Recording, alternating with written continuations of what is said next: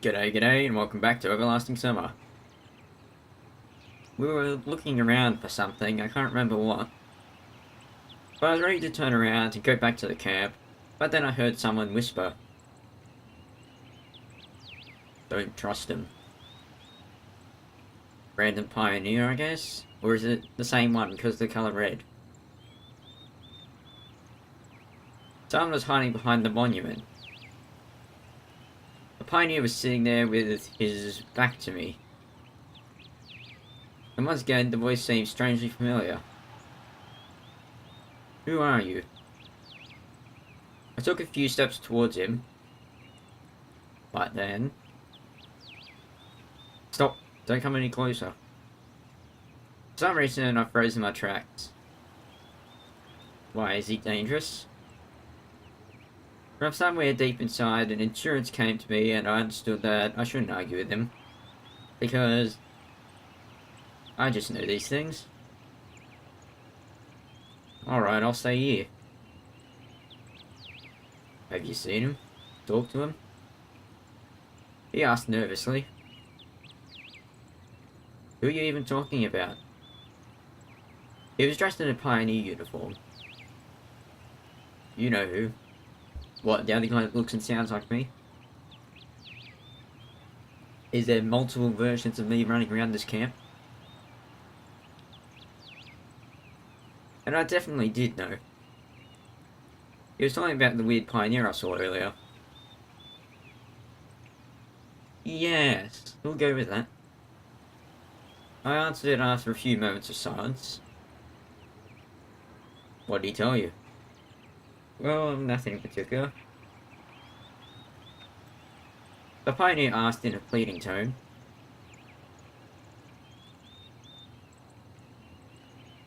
Nothing really. Did he give you advice? Did he tell you what to do? Threaten you? No, nothing like that. Of course he seemed pretty weird, but nothing more than that. Remember, he may not be alone, or more likely he is alone, but you may meet many pioneers here who look like him.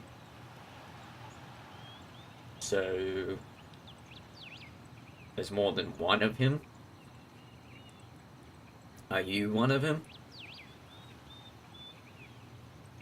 And what about you? Who are you? Who are you hiding from? You'll understand. Will I? In time. You sure about that? Just remember, the most important thing is to find the exit. There you are again, talking about an exit. All of a sudden, a strong gust of wind came through, ripping leaves from the trees and throwing an old paper bag into my face. Shooting myself, I averted my eyes. And he's gone, isn't he? That's what I'm guessing happened. He's gone.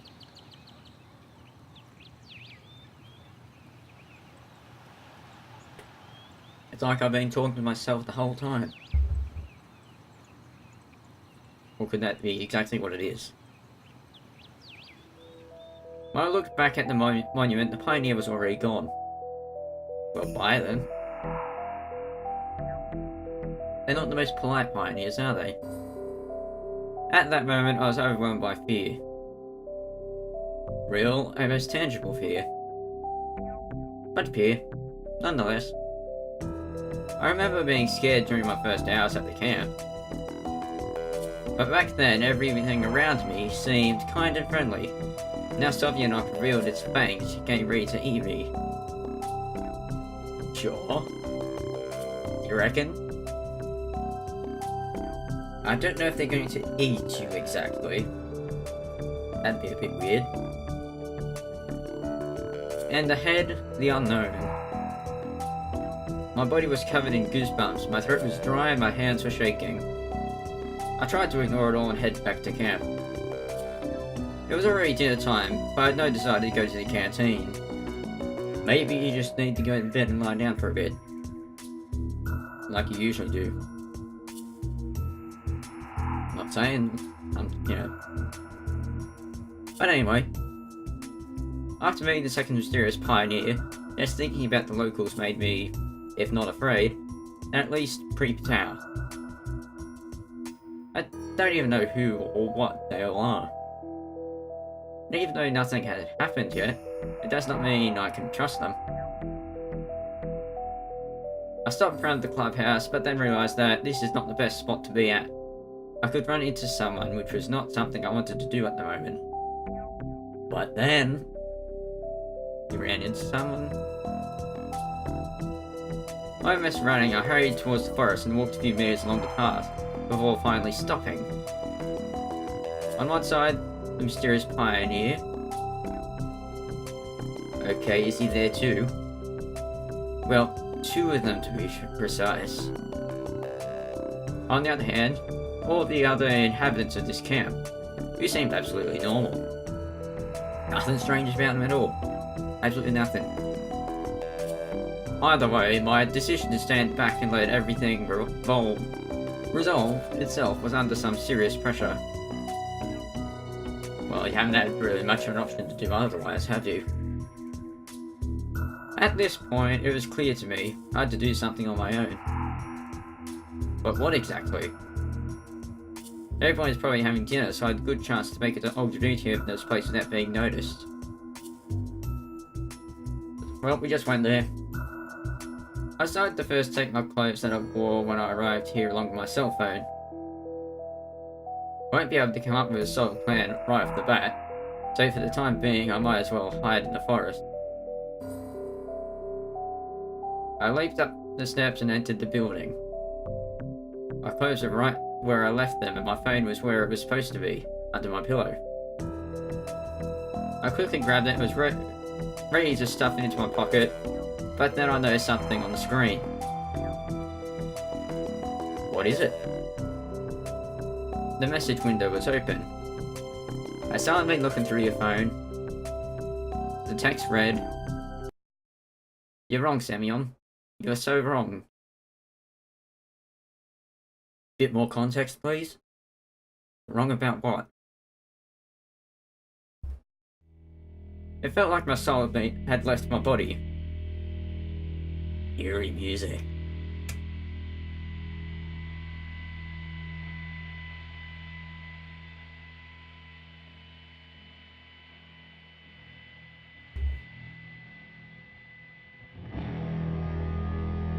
I froze on the spot, deciding not to run this time, I guess. I was shaking and my blood was pumping so hard it felt like my skull was going to burst open from the pressure. It took at least a full minute for me to come back to my senses. Olga Dmitrievna could have typed in the message. But then, how would she know how to use it? Is this really the 80s or is this a mock-up? All under pioneers. It's easy to figure out how to do it, even if they're not familiar with the technology. But no one besides me should know where I keep the phone. This event was the straw that broke the camel's back. Sure. I rushed out of the house, determined never to come back here. But then... oh. But nothing. Night fell on the campground. I had been sitting in the woods for a few hours, trembling at every noise. So you're going into full paranoid mode.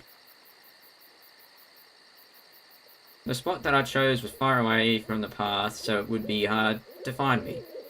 It seems to be at the same clearing that you went before. I was keeping a few plans in my head for the time being. To try and run, to kill every single person in the camp, I don't think that'll work. However, on the other hand, one thought chased me and I realised that I shouldn't behave like this because of some strange pioneer, or even because of that message on the phone. All of this was reinforcing the thought that everything happening here was far from normal. However, there was no proof that anyone in the camp had anything to do with it.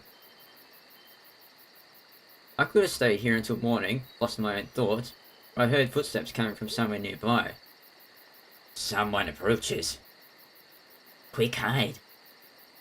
You don't want to be seen. Oh, it's him. So you decided to escape after all. What of it? Should I trust you? I turned around but couldn't see the pioneer's face in the dark. Convenient. Nevertheless, I was pretty sure that it was him. Yes, him. No one else but him. I was afraid then, but now I'm terrified. More precisely, I was so physically exhausted I was prepared for any possible course of events and somehow managed to reason appropriately and to maintain the conversation. I wouldn't call this an escape. I answered slowly, stretching every word. Just making sure he gets it. Huh? Then what is it? A tactical retreat. Brilliant. Absolutely brilliant. He burst into laughter. Well, at least he finds it funny. Listen, why don't you tell me what's going on? Who are you and what do you want from me? What did Ackroyd tell you at the gate? It seemed that he didn't even hear my question. He told me not to trust you. I lied. No, isn't that exactly what he said? But on the other hand, I thought it was what he meant.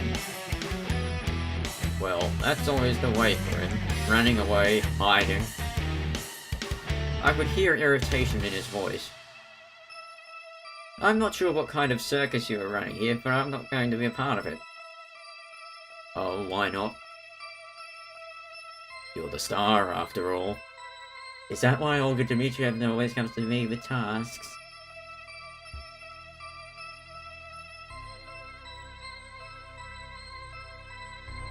I couldn't see his face, but I bet he was smiling. Oh yeah, there's a smile there.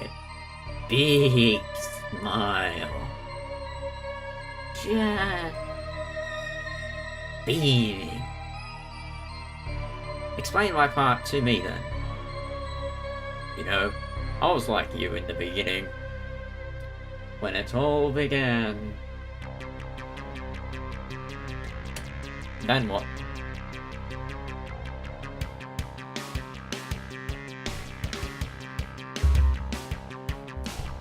The first time, everything went peacefully. Then I escaped. I tried to understand what was going on. Got mad even. Tortured them to get the truth. He laughed crazily. I think he's insane. I got a bit of a psycho here. I shivered. Utterly pointless. Nothing would work. Continued the pioneer after calming down a bit. Pointless. But then I began to notice the lapses. At first I just heard their voices from a distance and sometimes in my head. Then vague silhouettes appeared. And they slowly took on physical form. I've seen one of those silhouettes early on. And finally they stepped into my world. I could touch them, introduce them to other pioneers. And they were all different. Different. Do you get it? Different. He started shouting, but I will not. And it recurred again and again. You can get used to the loops, but... Then I learned how to get into their world by myself, to interact with others. But it turned out that I'm not alone. There are lots of us. Today you saw at least one more. He fell silent. I didn't know what question to ask and didn't want to interrupt his story, so I simply waited. Is he going to show me one of his friends? After a minute he continued, well about time. It's not that simple, of course. And it's not always possible. Only under certain circumstances. When you feel strong emotions, for example. I still remembered how I saw him the first time. The time when I didn't feel any emotions at all. Including the moments when you feel happy. As if he was reading my thoughts. I see. So you're trying to say that there are several parallel worlds, including the same camp with its inhabitants, where I'm replaced by you or that guy I met at the bus stop. Yeah, something like that. Something like that indeed. His answer didn't surprise me at all. But it seemed obvious. In the end, it's clear that whatever happens here is beyond the limits of human understanding, and this theory didn't even seem all that unusual. Well, you said that everything recurs. Reoccurs. Yes, it reoccurs. And what will happen afterwards? You'll start from the beginning. You'll walk in the bus. You'll wait in the bus. Come to the camp. Meet Olga Dmitrievna, the girls, the electronic. But if it happened to you, then why should it happen to me as well? It happens to everyone. Once again, he laughed hysterically. He's going mad. And how many loops have you experienced so far? Wait for it. I stopped counting them already. Okay. Too many to count. Good to know.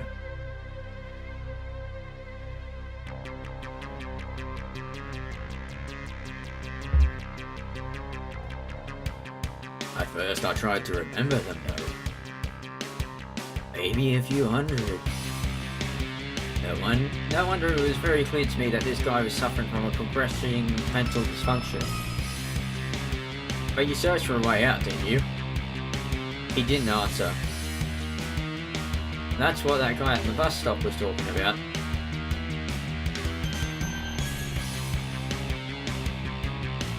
It's because he understands nothing. Damn it! He shouted. Because he's just like you. Constantly running away, hiding. What would you suggest then? If I had any suggestion, I wouldn't be here standing and talking to you. Alright, but you were trying, weren't you? Are you trying to understand what I know, since I've been around here for a long time? He asked cheerfully. Well, that's evident. Yes, I did try to run away from here. There. He waved towards the forest. There's nothing there. Nothing but trees. When I had been walking there for several days, I finally passed out. I found myself in the bus again. Same for walking along the road. It's endless. Talking to somebody about that is pointless. You probably already understood that by yourself. Yep, sure thing.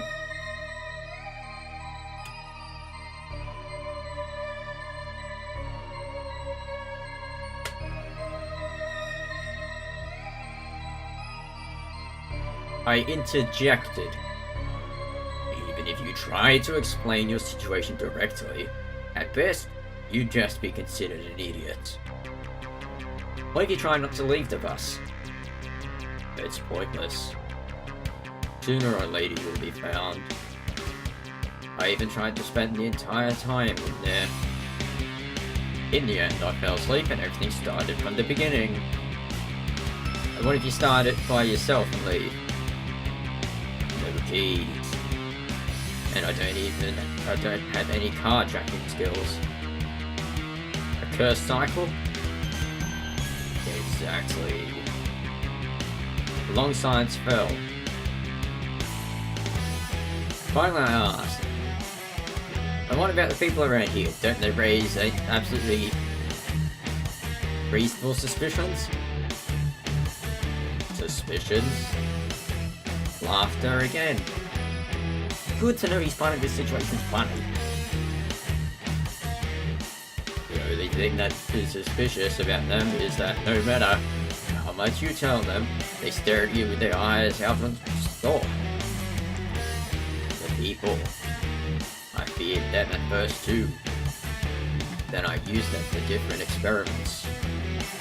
And now I don't consider them humans, they're all dolls, puppets. You can easily predict any reaction, any word or action. So they aren't worth fearing, are they? The one worth fearing is yourself.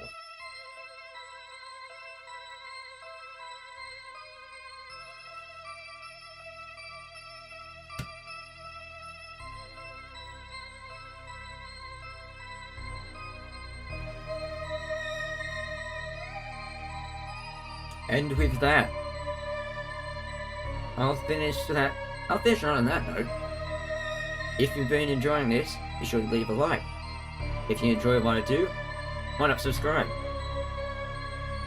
Things are getting a bit creepy, I guess, you could say. Well, like that. Thanks for watching. Have a fantastic day. And be sure to shoot it next time. Quite conveniently, the FPS for recording is at 6.66. Thought I'd let you know that. Cheerio.